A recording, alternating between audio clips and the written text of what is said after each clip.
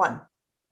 Okay, we are back here, and just so that everybody knows, we were not doing committee business. We had to take a leg stretch here and take care of other functions.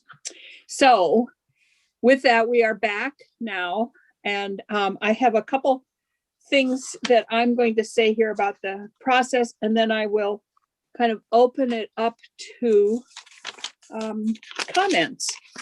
I have asked JFO to do a fiscal note on this because I'm sure appropriations will want it. And Will, I don't know if you've heard from them or not. I suspect they will be contacting you. I heard from them this morning and we met with them this morning. Okay, great. So I've done that. I think that the speediest way for us to do this, because it has to go to appropriations, is to do a strike all of S51 and put it on there. S51 is a bill that is in our committee that talks about curing ballots. So it's appropriate. And I think that that's the fastest way to do this, other than having it reintroduced and go through all of that. Does everybody agree that that's? Sorry, we're putting this whole bill on S51?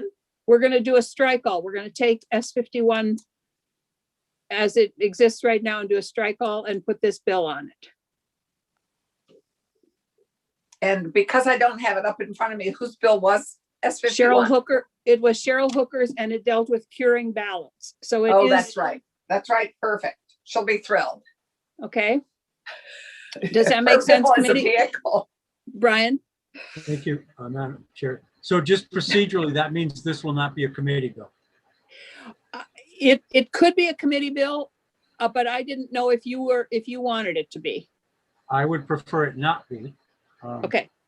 So I think you've chosen the correct vehicle. That's why I did that, because okay. She's a wise woman. She is indeed. Thank you. And so then here, I hope will be our schedule going forward, is that since we're putting it on S51, Amran, you got that? Okay. So the final version should be able to come back to us maybe on Tuesday. Is that possible?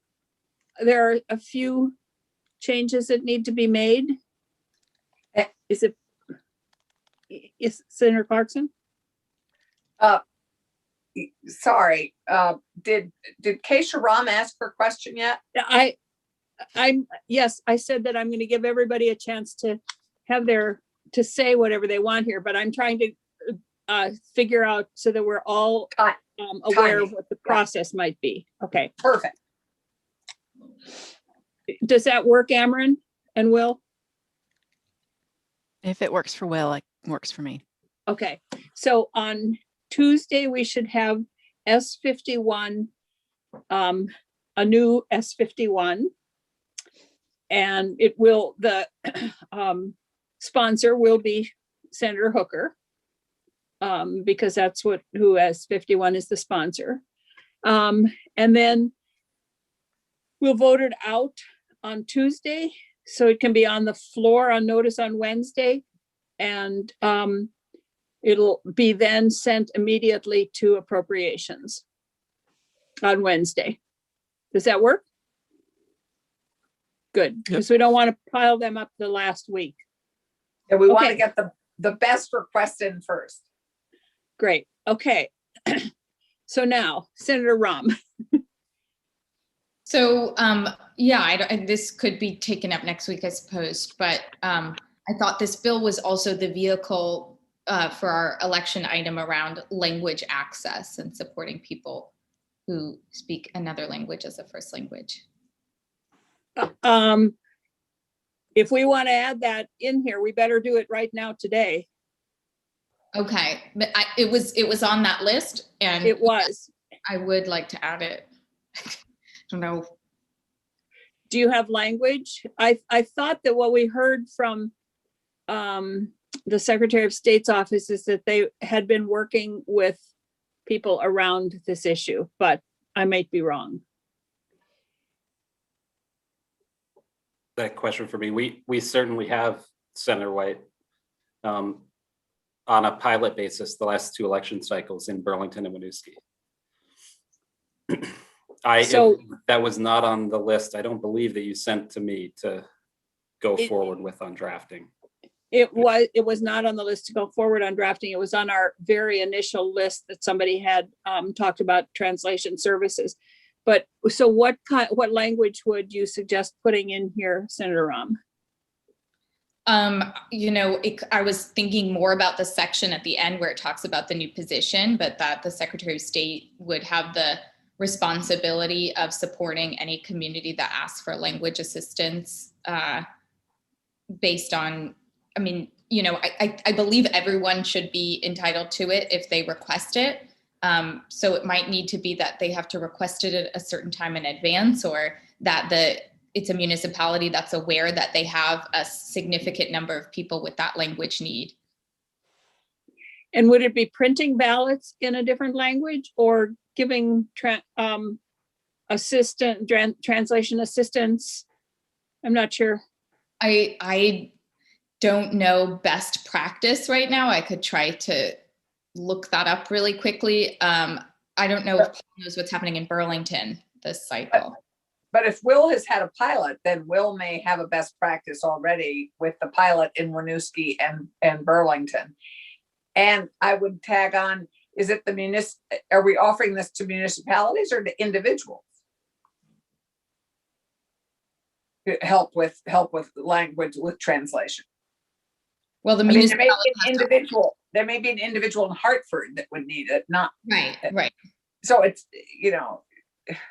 I'm just saying who's responsible for helping the town figure out how to meet the best practices. But yes, anyone should be able to request that service of their municipality for any election. And if they're requesting it as a service, it would probably be interpretation, which is spoken. If they were a large enough population, they may request a written translated ballot in advance.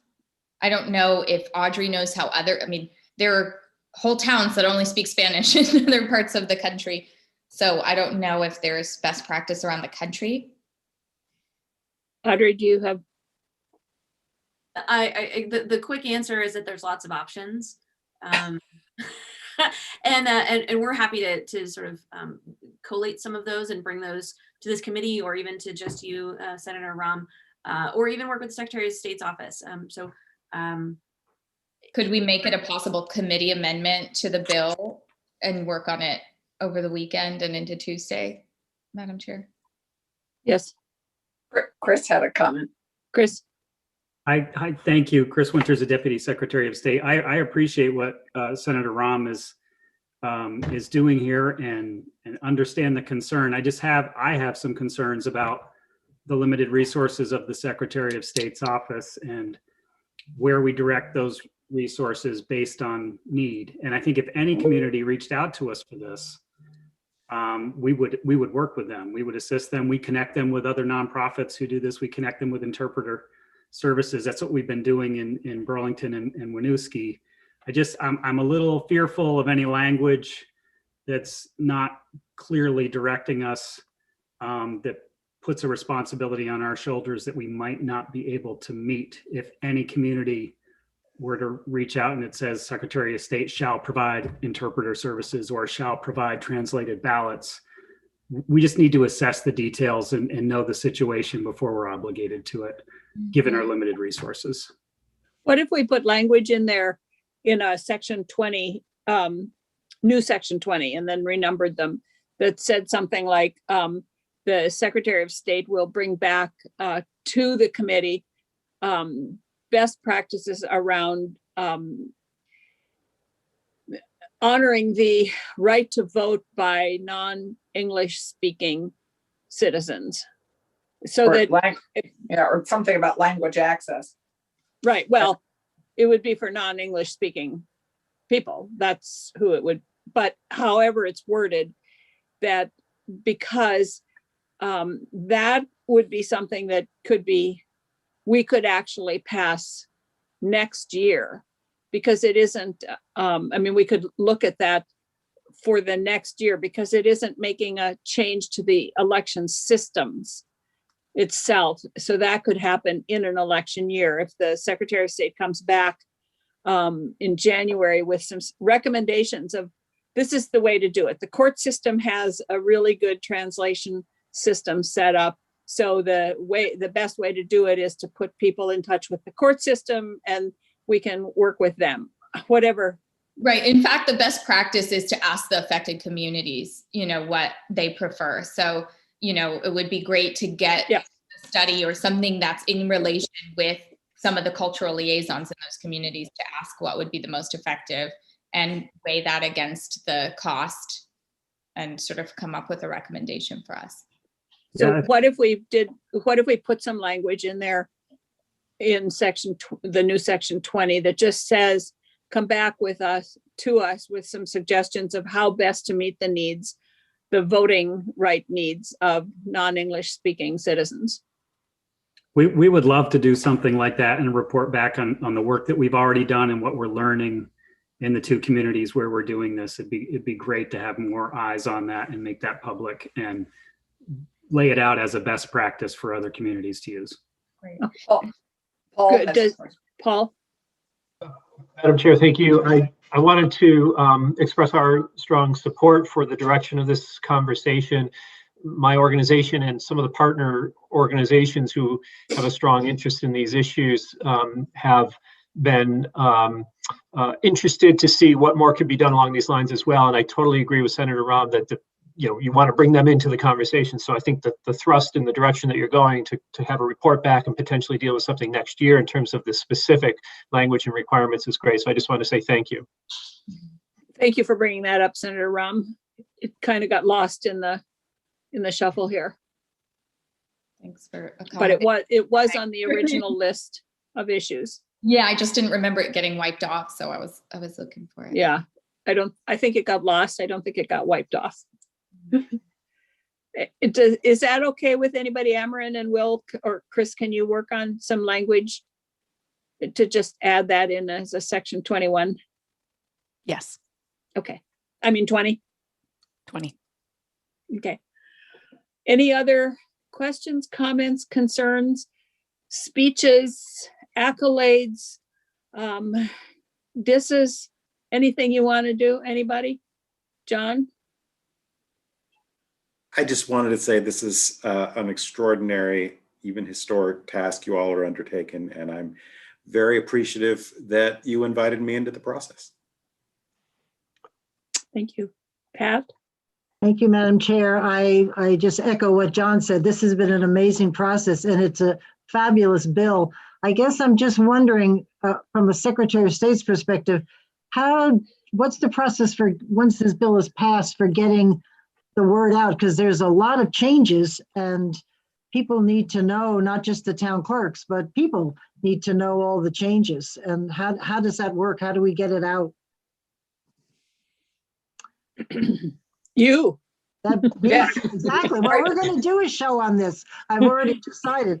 Pat, are you asking what's our marketing plan? Yeah, well, I think we need to make sure that people know what the details are, because there's a lot of stuff. You guys have done an amazing job. Thank you, Pat. We will rely on our partners as we did in 2020. We had a lot of help from our friends in getting the word out on how to return your ballot, how to fill it out properly, the changes. So that was couched as a temporary situation in 2020. Well, if it's going to be permanent, we're going to do even more. We had PSAs, we had PBS did a great video, 7 Days in Digger, and some of the people on this line did a lot of social. I was going to say between Paul and Lila and the Secretary of State's office and the rest of all of you, I think we'll be fine. Okay, good, because I think it's hard. I mean, people get confused. So this is it's a great bill. It's just simplifying so many things. Good job. Good, thank you. Thank you, Anybody Pat. else? Oh, Audrey? I just really quickly want to thank this committee and everyone in the stakeholder group that has been working really hard on this bill. We believe that in Vermont and every state, voters should have the freedom to cast their ballot at home or in person. And we can give voters options that work for them without compromising the security and safety of our elections. And I'm just so pleased to have folks like you all that are working really diligently on this process. And we're here to help with anything that you might need. So thank you so much for your work. You're doing just fabulous job. Thank you. Paul? Madam Chair, I don't want to jinx anything. I know you haven't actually voted yet, but I too want to thank you for the conversation and the tremendous progress that you've made. And I appreciate you listening to so many different voices in this process. We've been happy to help shepherd some of those voices to the table, and just really, really pleased with where you are right now. So thank you. And I think you'll find a lot of public support for this as well. Good, thank you. Well, I will just say that this is an amazing committee. The members of this committee are, I think, truly an amazing group of people and have worked really hard. And we're all coming from different places and all contributed. And I thank all of you. I think the committee will thank all of you who have been here and listening to us and contributing and dealing with our sometimes frustrations and technical glitches and everything else. So I think it's been a pretty amazing process, and I personally want to thank all of you. Yes, and we want to thank you. Your leadership has been splendid. So you're particularly navigating some of the political aspects of this bill. You just, even those of us who may not be happy that we didn't go down some of those political rabbit holes, you kept us in a productive process, and I applaud you for that. Thank you. I agree. So, I agree. It will. Real quick, thanks to everybody. I don't have to repeat everything everybody said, but I really appreciate everybody's work on this, especially the committee members. And seeing this process through since early December, it's been impressive, taking a lot of input and parsing through it and coming up with something we all feel good about, I hope. And just specifically too, I wanted to mention, because nobody has, I wanted to thank Amarin, who got her first big bill with us. It is really trial by fire, and for somebody who's new to the business, the last couple of weeks working with her has been great. So thanks, Amarin, also, and look forward to it. And we saw the great product today, so yes, thank you. Yeah. And Paul, not meaning to jinx the vote or anything, but the reason I did this today is because when we get it on Tuesday, I want us to just quickly vote on it and move on to other things. That's why. Okay. Chris? And I'll just add my thanks to the committee as well and all the partners on the line here. In Vermont, we have a lot to be proud of when it comes to elections. And a lot of that comes from this committee and the House Government Operations Committee and the support we've gotten from the legislature. So you all have lots to be proud of here in having some of the most accessible elections and secure elections in the country in Vermont. So I'm proud to be a part of that. Thank you. Thank you. Senator Collmore? I guess I have the last word. I hesitated too to say anything one way or another. I checked off as we went through. There's only 4 sections that I have issues with, and I think it's been pretty obvious throughout the process that I won't be voting in favor of the bill. But that doesn't mean that what we do in this committee doesn't matter. I think it makes it a better bill if there are contrasting views and opinions. And I tried my best to at least stay engaged to the point where even if I could change it just a little bit with everybody else's agreement, I think it's a better bill than if everybody just sort of nodded and went, yep, okay, that's great. Well, now next. So while I'm not sure about analogies anymore, because when I use them, I sometimes regret them. I don't want to be a skunk at the garden party, but you know, that's sometimes what I feel like, but never in this committee, because I really honestly do value everybody's views and opinions. And just because we don't always agree doesn't mean there's anything personal. And I think that reflects positively on the state of Vermont as well, and certainly the legislative process here.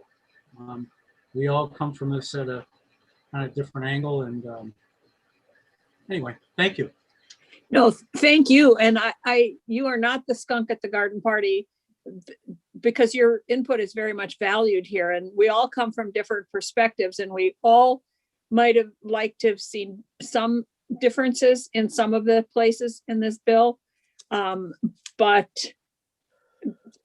even the fact that there are only a few places where you disagreed is a huge undertaking, I think. And so you would never be the skunk at the garden party. But speaking of skunks at garden parties, last night I heard a thump on our porch, and I went out to look, and there was this possum sitting on my back porch. Aren't they hibernating?